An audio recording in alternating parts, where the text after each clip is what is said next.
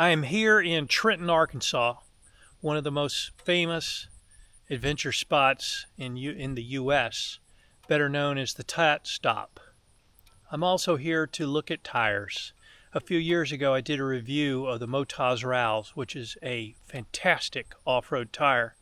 This time I'm doing a review of the Dunlop Trailmax Raid, not the Mission, the Raid.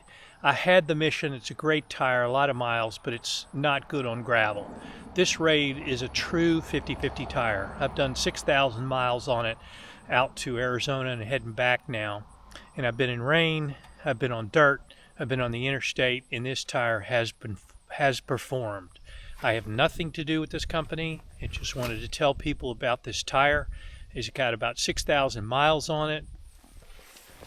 As you can see, it looks like it's got a couple more thousand to go, but it is a great tire that I've been thrilled with.